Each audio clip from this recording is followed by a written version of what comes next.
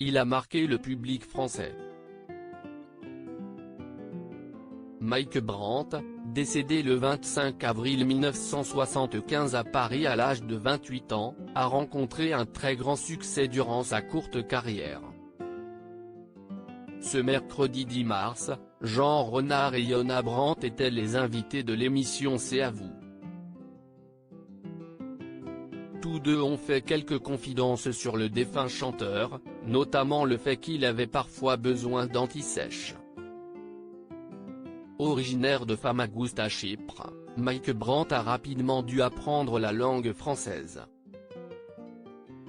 Le problème, si est que lorsqu'on a commencé à travailler, il ne parlait pas très bien français et pour accéder à un public populaire, il vaut mieux qu'on comprenne très bien ce qu'il dit, a déclaré Jean Renard avant d'affirmer, avoir un accent, si est bien mais avec Mike Brandt, c'était différent.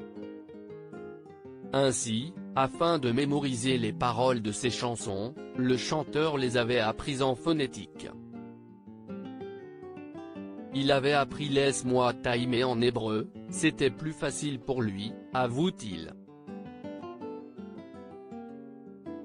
Des révélations confirmées par Yona Brandt, sa nièce, on a retrouvé des manuscrits phonétiques des années après, dit-elle avant de déclarer, un jour pour les besoins d'un documentaire, on a ressorti ses costumes et dans les poches, j'ai retrouvé un papier plié.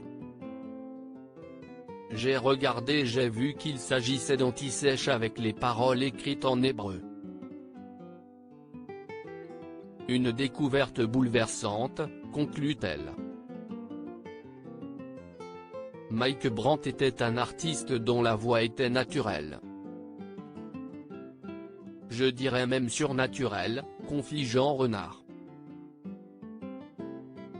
Le chanteur a marqué les esprits du public français mais aussi de Jean Renard, avec qui il a eu l'occasion de travailler.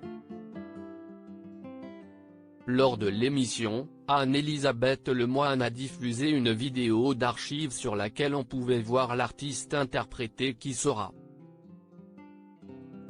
Une chanson lourde de sens pour l'auteur-compositeur qui, lorsqu'il a vu ces images, a tenté de retenir ses larmes.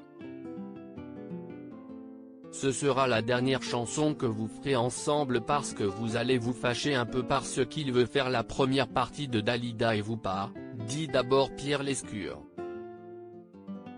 Ce à quoi Jean Renard rétorque, oui et puis on avait enregistré cette chanson et je l'avais mise de côté. Je ne voulais pas que ça sorte tout de suite avant d'ajouter, je savais que c'était puissant, que ce serait un tube et je ne voulais pas que Mike Brandt devienne systématiquement un chanteur de tube. Si est très difficile à soutenir et on ne sait jamais quand ça va être un tube de façon certaine. Je l'avais mis de côté en me disant que le jour où sa carrière marcherait moins bien, je la ressortirais. Mais il m'en a voulu, conclut-il. Mike Brandt, un menteur? Mike Brandt, un menteur? Le 20 mai 1972, Philippe Bouvard recevait Mike Brandt lors de son émission Samedi soir. On me dit que vous êtes de plus en plus traqué par les jolies filles, dit d'abord Philippe Bouvard.